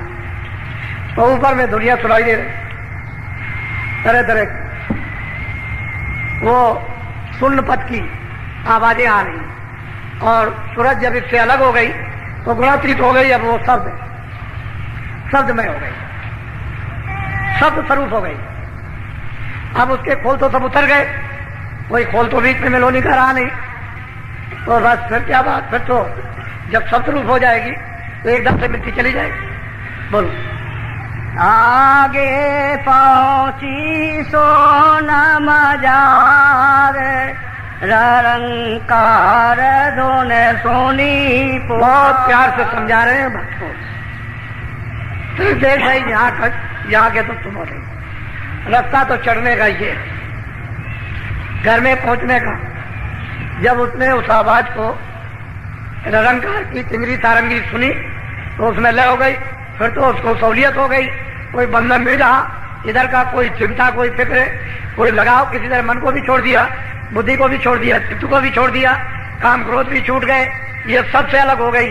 प्राण भी छूट गए, सब नीचे रह गए, अपने अपने भंडार में लय हो गए। प्राण प्राण के भंडार में, मन के भंडार में, बुद्धि के भंडार में, चित्त के भंडार में, और 25 प्रकृतियां वो अपने अपने इंद्रियां अपने भंडार में, ये सब लय होती गई, खाली सूरत रह गई एक जीवात्मा। अब तो सर्वांग दृष्टि हो गई, आगे भी देखे, पीछे भी देखे, दाएं भी देखे, बाएं भी देखे, नीचे भी देखे, ऊपर भी देखे, चारों तरफ। अब तो मतलब कोई पर्दा नहीं रहा। कहते हैं कि फिर वहां जब ये पहुंची तो निरंकार पुरुष का दर्शन, दीदार। वैसे तो ये दोनों पके हुए हैं, दोनों पूरे, प्रश्न करने वाला भी पूरा और जो गुरु है वो भी पूरे, दोनों पूरे हैं, उनमें कमी किसी में नहीं। लेकिन अब यह है कि गुरु है। ये प्रश्न क्यों किया गया आपके लिए, जगत के जीवों के लिए? ये कैसे पहुंचेंगे, कहां कहां होकर के जाएंगे? तो वो पता ठिकाना रास्ते का एक संकेत धीरे धीरे दे रहे कि अगर ऐसे ये सूरज चले, 5 नाम का सुमरन करे, ऐसे ध्यान लगाए, ऐसे कानों से भजन करे, तो इस तरह से श्याम से मैं अपनी सूरत को उस रूप में जमाए, और जब दृष्टि एकाग्र हो जाए तो उसका भी साक्षात्कार, ब्रह्म का भी साक्षात्कार, पार ब्रह्म में समाई उनका भी साक्षात्कार, ऊपर सब आवाजें आ रही हैं, बिल्कुल एकदम अलग अलग। फिर वहां कोई पर्दा तो है नहीं, आवाजें कोई बंद नहीं है, तो इतनी आजाद सर्वत्र है, सारा चेतन सत्य का ही सारा कारखाना है, सारी रचना शब्दमय, कुछ नहीं, सत्य की। वो चेतन सत्य है, एक प्रकाश है, उसी में से ये निकल रहा है। अगर शब्द ना हो तो प्रकाश नहीं होगा। सारी रचना ही पूरी चेतन का है। वहां जड़ का कहीं भी नाम, निशान और आवाज वहां बोलो। केंगारी और सारंगी सुनी, मान सरोवर चढ़ चढ़े। कहते हैं कि जब उसने इस आवाज को किंगरी सारंगी की सुना, तो सुन कर उसके अंदर एक अजीब गरीब खिंचाव है, आगे चढ़ती है, तो वहां मान सरोवर है। और इतना बड़ा सरोवर है कि उसमें कितने ब्रह्मांड जाकर समा जाएंगे, उससे भी बड़ा, इतना बड़ा मानसरोवर। और वो कायगा है अमृत का। अब मालिक ने इस कारीगरियों से उसको ऐसा बनाया, लेकिन उसके इर्द गिर्द चारों तरफ ऐसा मालूम होता है कितने करोड़ लंबा और कितने करोड़ पीछे लंबाई चौड़ाई, और उसके जो घाट बने हुए हैं वैसा तो यहां कोई महल है नहीं, ऐसी तो कोई चित्रकारी नहीं, न ऐसी कोई रोशनी है, कोई नाम निशान को। ऐसे घाटों पर असंख्यों उन घाटों पर रुएं स्नान भी कर रही है और अमृत पी रही है। वो तो दृश्य है। जो सूरत यहां से वहां जाएगी उसमें स्नान करेगी, तो स्नान करते ही पुरुष प्रकृति से, ब्रह्म माया से, ईश्वर और शक्ति से, ब्रह्मा विष्णु महादेव से और काल जाल से, जन्म मरण से सब दांत छूट गए। उसका यही स्नान। वहां से वह ऐसी रोशनी कहीं से, यानी ऐसा प्रकाश, लाइट पड़ रही है, ऐसी अद्भुत लाइट जैसे कि वहीं पर वर्षा हो रही है। उसमें रुए जीवात्माएं स्नान कर, अमृत पीकर इतनी ताकतवर, इतनी प्रकाशमान, इतनी शक्तिदायक हो जाती है कि उनका मुकाबला क्या होगा। ये जो सूरत दोनों आंखों के पीछे जो बैठी हुई है, जब ये यहां से वहां पहुंच जाएगी और हंसों के साथ जब वहां मिलकर अपना रूप हंसनी धारण करेगी और अमृत पिएगी तो फिर क्या वर्णन होगा। तो रास्ते का एक चिन्ह बता रहे हैं, ये चिन्ह है रास्ते के कि ऐसे ऐसे तुमको जाना है, ऐसे ऐसे चढ़ना है, इस सारे से ये भेद चढ़ने का है। यहाँ ये मिलेगा, यहाँ ये मिलेगा, यहाँ ये मिलेगा, यहाँ ये मिलेगा, ऐसे ऐसे चढ़। तो वो तो सूरत पहले ही चढ़ गई, तभी उसने प्रश्न किया है कि ऐसा प्रश्न किया जाए कि सभी जीवों का उससे लाभ हो, हित हो जाए। ऐसा प्रश्न हो कि किसी का लाभ ना हो। तो प्रश्न करने वाली भी पूरी और जिससे प्रश्न कर रही हो गुरु भी पूरे, इनमें से कोई अधूरा नहीं है। अगर वो नहीं जानती होगी तो प्रश्न क्या करेगी, बोलो। आगे महासोना मैदाना जहाँ चार धुनते मेरे समाना। कहते हैं कि आगे महासुन का मैदान है, वहां पर वो महाकाल विराजमान है। उनको महाकालपुर इसलिए कहते हैं, वो इतना महामैदान है कि उस इतना प्रकाश है कि उस प्रकाश को पार करना सुरतों के लिए बहुत मुश्किल है। जब वो स्नान कर लेती है मानसरोवर में तो उनको इतना प्रकाश ऊपर से मिलता है कि वो उसको बर्दाश्त करती है। अगर उनको मानसरोवर में बर्दाश्त करने का प्रकाश ना मिल जाए तो उस मैदान प्रकाश में कोई जा नहीं सकता। तो आगे महासुन का मैदान है, बहुत वैसे रचना तो गजा गज है, कोई ऐसा ही मैदान नहीं है, कोई भी एक तिल भर भी एक कण भर भी रचना से खाली नहीं। ये महासुन का मैदान है। आगे भंवर गुफा स्थान है, वो सोहंग पुरुष विराजमान है। उनका अधिकार ब्रह्म पर भी है और पारब्रह्म पर भी और ईश्वर पर भी, सब अधिकार लेकर के बैठे हुए हैं। और यहां तक तो महाप्रलय होती है, इसके आगे कोई महाप्रलय नहीं है। ये मैदान बहुत बड़ा है। आगे महासुन है जिसको महाभंवर गुफा कहते हैं। उस पर वो सोहंग पुरुष विराजमान है और वो वहां एक इंडोला पड़ा हुआ है। ये सब उसी धुरा पर सबके सब झूल रहे हैं। इतनी तेज चक्कर से पूरे के पूरे मंडल झूल रहे हैं, ऐसे चल रहे हैं। ऊपर से देखने में आता है कि सारे मंडल घूम रहे हैं इस तरह से, ऐसा धुरा चल रहा। कितने जो कितने कल बीत गए बराबर यही। इससे ये सब चक्कर घूम रहा, स्वर्ग भी घूम रहा, ब्रह्मांड भी घूम रहा, पार ब्रह्मांड भी घूम रहा, पूरा का पूरा ये। तभी तो इंडोला पड़ा हुआ है, नहीं तो कैसे पता चले। वहां देखने से मालूम होता है।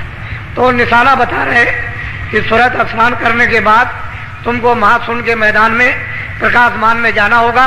और वो इतना प्रकाशमान मैदान है कि वहां रूहें चकाचौंध हो जाती है। मालूम होता है कि प्रकाश में कुछ दिखाई नहीं देता।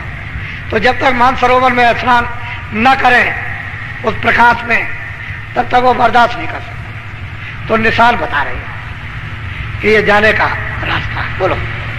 ताके परे धाम सतनामा बीन बाजे सत। बहुत प्यार से समझा रहे कि तूने पूछा तो ठीक है। इस भंवर गुफा सोहंग स्थान के परे वो सतधाम है और उनका नाम है सतना, वो धाम है। ये इन सब के वो पिता है और ये सब उनके बच्चे हैं और हम भी उनके बच्चे हैं। ये वही से सब कुछ मिला। ये जीवात्माएं भी सतधाम से, सतलोक से ये भेजी गई और ये अलग अलग मंडलों में, ब्रह्मांडों में तकसीम कर दी गई। कहते हैं आगे सतधाम है। बोलो। सोनत सोरते फेरे आगे वहां जब वो पहुंच गई सतधाम में तो वहां पर वो देख रही कि बीन बांसुरी अद्भुत अद्भुत बज रही, चारों तरफ वही आवाज, ऐसी मस्तानी मधुर। वो सत पुरुष का जो बाजा है वो सबके ऊपर छाया हुआ। वहां पहुंच करके सूरत ने सतपुरुष का सतधाम में, सतलोक में दर्शन किया। कहते वहां जाएगी तो सतपुरुष का दर्शन होगा। रास्ता ये चलने का है, लेकिन गुरु साथ, बगैर गुरु के उधर कोई नहीं। साथ रखना हर वक्त, उनको जरा भी छोड़ना नहीं। वो तो ऐसे लेकर के चले जैसे छोटा बच्चा है आंधा, उंगली पकड़े रहो, छोड़ना नहीं। ऐसे साथ साथ रहेंगे तो पार जाओगे। तो आगे सदा सतपुरुष का दर्शन। कहते हैं अभी तो और कुछ है, बोलो। कोटे नयार वसूर ओजियारा अलग अलग धाम है, कोटान कोट सूरज उसके एक एक रोम में लगे हुए, और वो अलग था। सतलोक के ऊपर में अलग लोक, अलग पुरुष का दर्शन। सतलोक में और अलगम लोक में कोई अंतर नहीं है। ये भी पवित्र है, वो भी पवित्र है। इसमें उसमें कुछ भी कोई मिलोनी नहीं किसी तरह की, लेकिन छोटे बड़े हैं। सतलोक से अगम लोक बढ़ा। कहते हैं वहां पर दर्शन हुआ अगम पुरुष का। फिर आगे क्या वर्णन करते हैं, बोलो। तहाँ से अगम लोक को चली, अगम पुरुष से जाकर। कहते हैं उसके ऊपर में अगम लोक, वहां आगे चलती जाती है। उसकी आवाजें तो यहाँ पर कोई इन्होंने बताया नहीं है कि भाई उसकी आवाजें अगम पुरुष की या अलग पुरुष की। वो तो मतलब है कि वर्णन करने में नहीं आएगी, उसका तो कोई निशान और नमूना यहाँ पर तो किताबों में दिया नहीं, क्योंकि आवाज तो है ही, बगैर आवाज के नहीं।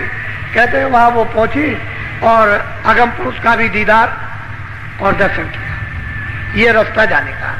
लेकिन जब सत धाम में पहुंच जाएगी, सतलोक में, सतपुरुष तो वहां स्वतंत्र है, कोई किसी तरह का बंधन नहीं। आगे चले जाओ, वहां रोक टोक नहीं है, सीधी जाओ, किसी तरह का भी कोई बंधन नहीं। बोलो। ताके आगे रहता नामी, निज घर संतन। अब कहते हैं कि इसके आगे अनामी धाम है। वो सबका मालिक, सबका शहंशाह, सबका बादशाह है। वो मतलब उसके आगे कुछ नहीं। जो वहां गए वो चुप, कोई कुछ बोल नहीं सकता। उसको कहते हैं अनामी धाम, वो अनाम पुरुष। रामायण में लिखा है कि एक अनीय अनामा अग सच्चिदानंद प्रभु धाम। बहुत अच्छा वर्णन किया उन्होंने। वो कहते हैं कि इस तरह से वो संतों का निज धाम है, वहीं से भेजे जाते हैं। लेकिन ये अनामी पुरुष ने अलग, अगम लोक, अलग लोक और सत लोक, ये तीनों एक रस बनाए, रचे हैं। और नीचे की जो रचना हुई है वो सतलोक से हुई। वो सतधाम, उसका नीचे की रचना गाम कुल्लम कुल, यानी करता धरता सतपुरुष, उनका नाम है सतनाम। यहां से और आगे तो वो सब एक रस है, उसमें तो कोई बंधन नहीं है। जब सतलोक में सूरत पहुंच जाए तो आगे चली जाएगी। उसको इतना बल, इतनी शक्ति उसके पास, और वहां सतपुरुष की ऐसी मर्जी के आगे जाओ, आगे चली जाती है। अब वहां का जो हाल है वो लिखा नहीं जा सकता। ये तो महापुरुषों ने, कबीर ने, रविदास ने, तुलसीदास ने, मीराबाई ने जो कुछ भी देखा एकमात्र सारे किया, कुछ नहीं। जो वहां यहाँ कुछ नहीं देखा, इशारा कर दिया बस। अर्वचनीय वचनों में नहीं आ सकता, कलम कागज की स्याही पर अक्षरों में नहीं आ सकता। वही सारा करते रहिए। ऐसी रचना है, ऐसे रूप है, ऐसा प्रकाश है, ऐसा अमृत है, और वहां जो पहुंचा वो कभी लौट के आना नहीं। एक बार उसकी तो ये मौत जरूर हो गई कि जीवों के भंडार को ये मार दे दिया, और अब जो पहुंच जाएगा फिर कभी ऐसी मौज नहीं। और वो कहते हैं कि भाई काल हमने समझ बूझ के रचा, क्योंकि काल बगैर बनाए लोगों को खौफ नहीं होता। खौफ से ही तो आते हैं, अगर ये चले जाते तो लौट के आते हैं। तो जीव आए तो कितने युग और कितने कल बीत गए, ये इनका देश निकाला हो गया। महाकाल पुरुष, पार ब्रह्म, ईश्वर, इन सबको सत्पुरुष ने देश निकाला कर दिया। ये नहीं जा सकते अब। आपके जाने का तो रास्ता रखा है, लेकिन ये अपने स्थान पर रहेंगे, कभी नहीं जाएंगे। इनके जाने की कोई मर्जी नहीं, कोई मौज नहीं है। लेकिन अब क्या किया जाए? तपस्या की थी, उन तपस्या के बस होकर के सत्पुरुष ने इनको यानी वरदान दे दिया कि जाओ मैं तुमको देता हूं। तो जीवों के बगैर तो कोई रचना बैठती नहीं, तो जीव भंडार दे दिया। एक छोटा सा दिया है, कोई ज्यादा बड़ा नहीं है। वहां तो सब रूहों की, सभी जीवात्माओं की पूरी गिनती है, लेकिन यहां गिनती नहीं। वहां तो गिनती से दी गई, और यहां उसकी गिनती नहीं। कागज पर कोई गिनती नहीं कि कितनी जीवात्माओं का भंडार दिया गया। अरे भाई, रुपए की गिनती थोड़ी है कि गिन के दे दिया। कभी कभी जब गिनती खत्म होती है तो लोग अपने शब्द एक निश्चित करते हैं कि नहीं, ये गिनती मान ली जाए, लेकिन वहां तो गिनती सबकी है, उसमें नहीं। ये सीधा सरल भक्त के प्रश्न का आपके लिए उन्होंने संकेत में बताया कि भाई मैं तो वहां का रहने वाला हूं, मैं तो इस काम के लिए भेजा गया हूं, आया हूं, और तुम इस तरह से चलो। अब बेचारे काल जाल में यहां फंसे हुए हैं। इनको क्या मालूम है कि अंतर्मुख साधना क्या है? इनको क्या पता है कि ईश्वर क्या है, घंटा घड़ियाल क्या है? इनको क्या मालूम? ये तो यहां अंधकार अज्ञान में पड़े, रो रहे, चिल्ला रहे। इनको तो साधना का स्वप्न में भी कभी बात नहीं है कि कोई साधना है, ईश्वर है, भगवान है, कुछ नहीं। लेकिन जब संत आते हैं तो सब विश्वास दिला देते हैं। धीरे धीरे संस्कार डाल डाल करके विश्वास पक्का कर लेते हैं, और जीवों से योग बना लेते हैं कि चल पड़े, निकल जाए यहाँ से। इसीलिए तो जीवों ने उनकी पुष्टि की है। इन संतों को कौन जान सकता कि ये संत है? उनको कोई नहीं जान सकता। वो तो जब तक लेना जाए तब तक कौन जाने, पहुंचे नहीं तो किसको क्या पता। तो जब वो पहुंच जाते हैं और पूरे हो जाते हैं और देखते हैं कि इन्हीं का सब खेल है, ये यहाँ भी और वहां भी यही है, इनमें उनमें कोई अंतर नहीं। और वो इसीलिए आए कि देखो मैं तो यहाँ बैठा हूं, जो रूप उनका यहाँ वो कोई फर्क नहीं, वह रूप है। चित्रकारी में नहीं आ सकता, वो काला सांवला नहीं है, वो तो अरूप है। इसलिए आप लोग जो नामदान पा जाओ तो थोड़ा सा साधन करो, कोई बड़ा मुश्किल नहीं है, सरल है, सीधा है। केवल थोड़ा सा मन पर घेरा घेरी में दबाव पड़ेगा कि भाई यहां से मन हटा लो, यहां से रोक लो, बुद्धि को, चित्त को रोककर समय अभ्यास, समय भजन के वक्त इसको रोको और कानों के साथ में लगाओ। तो जो तुम इंद्रियों से इसको रस मन को देते हो वो तुमको शब्द से मिलने लगेगा। वो तो गहरा रस है, गहरी ठंडक है, गहरी खुराक है। अगर कहीं वो नशा चढ़ गया तो उतरने वाला नहीं। इसीलिए लोग चीखते रहते हैं, कहते भाई इसको क्या हो गया, ये पता नहीं, बदल गया, बदलता ही नहीं। तो उस पर गहरा रंग जब चटक चढ़ जाता है मस्ती का तो बदलता नहीं है। सब चीखते रहो, पछताते रहो, कोई कुछ नहीं कर सकता। लेकिन जब तक रंग नहीं चढ़ा तब तक आप भटक रहे। तो धीरे धीरे जो मिल गया वो आप धीरे से करो। तो देखो घट में घाट खुल जाएगा, जीवात्मा जाग जाएगी, कान खुलेंगे आपके। धीरे से सुनने लगोगे, देखिए शक्ति प्रदान होने लगेगी, ज्ञान होने लगेगा, भ्रम खत्म हो जाएगा, शंकाएं चली जाएंगी, क्योंकि शब्द के साथ तो कोई शंका है नहीं है। जब शब्द से जुड़ोगे शंका अपने आप है। शंका तो अज्ञान है, वहां ज्ञान मिलने लगेगा, शंका किस बात?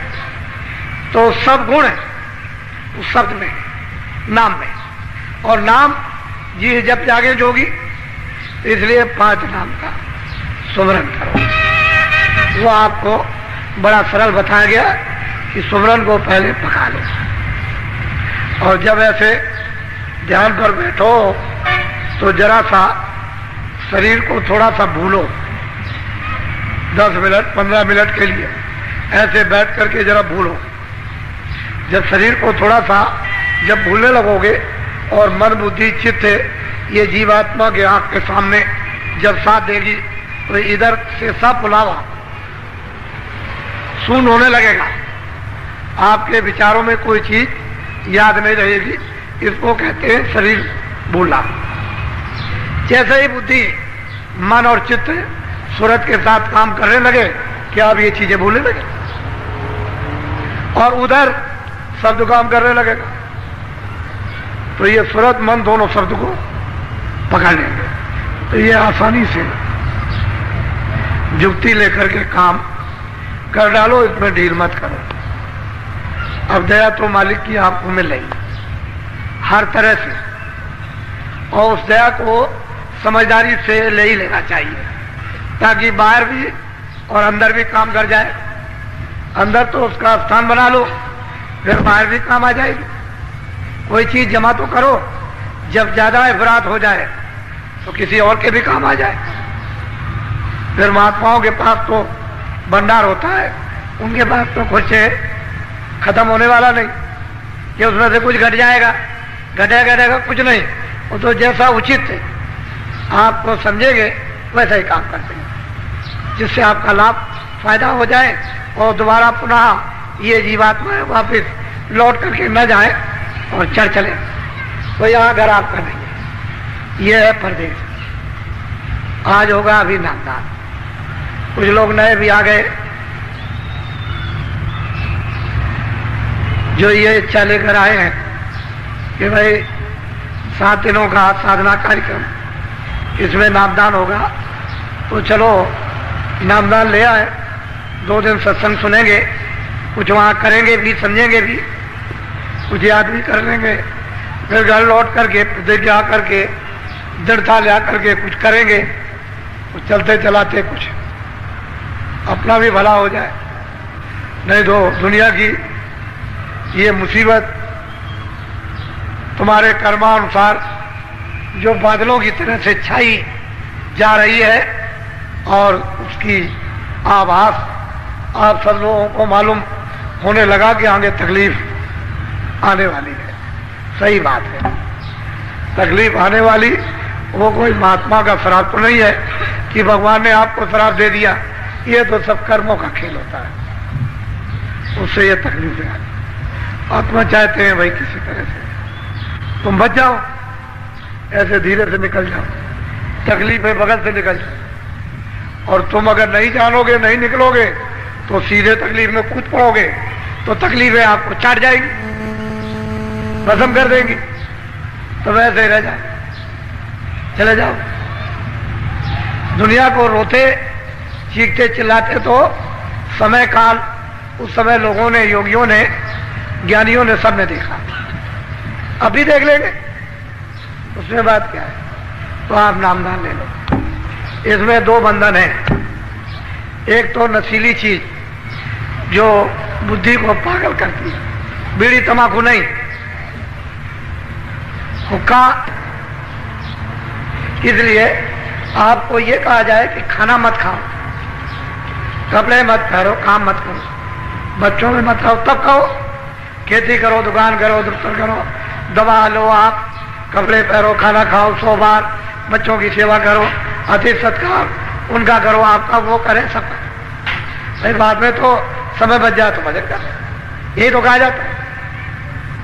जब कोई काम ना हो तब कर लो, उतना तो समय आते से। अगर नहीं देते हो तो तुम झूठे हो। तुमने गर्भाशय में वादा किया था कि अब की बार मुझे इसे काल कोठरी से निकाल दीजिए, महान वेदना हो रही है, मैं आपका जरूर बदल। तुम बड़े वादा खिलाफ निकले, बड़े झूठे निकले कि तुमने अभी तक शुरू नहीं किया, इतनी प्रतिज्ञाएं करी, एक भी पूरी नहीं की। फिर वो पूछेगा कि तुमने प्रतिज्ञा की थी और ये पूरा क्यों नहीं किया, तो क्या जवाब दोगे उसके साथ? उसने तो खाया थी, इसके लिए थोड़ी दी एक बुरे काम करो, अच्छे काम करने के लिए अच्छे काम करो। बुरा करोगे तो फिर वो सब पूछेगा, मुजरा लेगा, सब ले लेगा, छोड़ेगा कुछ नहीं। अच्छा काम करो जो फिर कुछ मांग ना सके, तो आप इसको समझ लो, नामदान लो। जो कुछ भी आप आज भी लोगों ने मुझसे कहा, नए लोगों ने कि मैं भजन पर ध्यान पर बैठा था तो मुझे कुछ सुनने को, कुछ देखने को मिला। हमने भाई छुपा के रखना, ये तो दरवाजा सच्चा है, रास्ता सच्चा है, वेद सच्चा है, नाम सच्चा है, उपासना जो कराई जा रही सच्ची सनातन है, उसमें कोई गलती निकाल नहीं सकता। तो जब दरवाजे पे बैठोगे तभी तो होगा। तो बताना नहीं, सब अजब कर। हमको तो बता सकते हो, क्योंकि हमको नहीं बताओगे तो आगे रास्ता कौन बताएगा? आप अपना बताओगे, मैं आगे रास्ता बताऊंगा। तो मुझे बड़ी खुशी हुई, बहुत प्रसन्नता हुई कि लोगों ने नामदान लिया और बैठ के कुछ थोड़ा बहुत तो मालूम हुआ कि हमारे घट में कुछ है। और तुम करोगे, जब कुछ समय लगेगा, करोगे, कुछ देर हो जाएंगे तो अपने आप सामने आ जाए।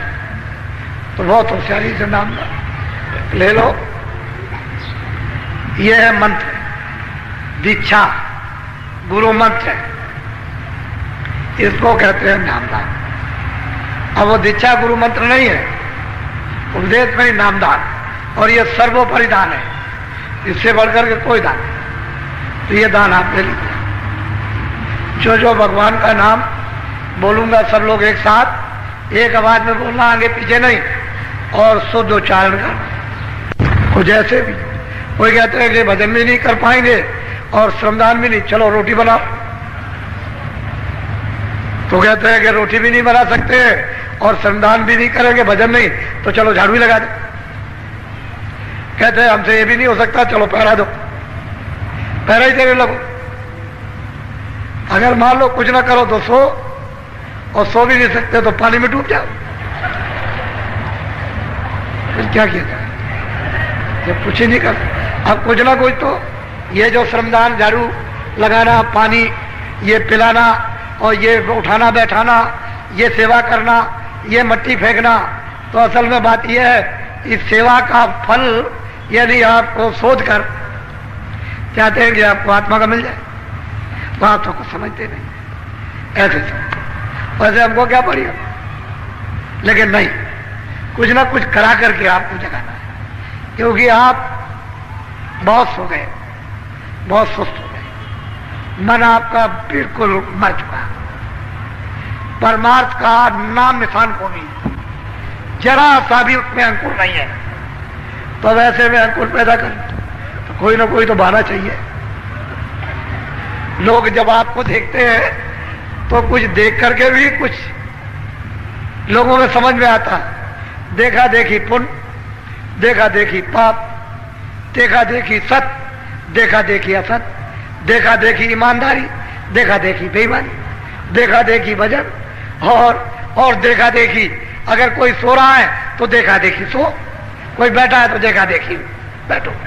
तो कुछ ऐसी चीजें होती है कि वो देख करके तो लोग देखते हैं ये सब, फिर कहते हैं अरे भाई इन्होंने तो 50 डलिया डाली, अरे भाई मैं भी कुछ पुण्य कमा लूं, तो वो भी 4 डलिया डाल देते। नए लोग जो बाहर से आते हैं खड़े होकर देखते हैं, डलिया उठा लेते हैं, शायद कुछ हमको भी मिल जाए। तो मिलेगा तो उनको भी, लेकिन एक अंकुर, एक फुर्ना तो हुई, फुर्ना तो हुई, एक लगाव तो हुआ। तो ये कहेंगे कि मैं भी डाल के 2 डलिया आया था, कहेंगे सब जगह कि मैं बाबा जी के यहाँ गया था, वहां कितने लोग मट्टी डाल रहे थे, मैं भी 2 डलिया डाला।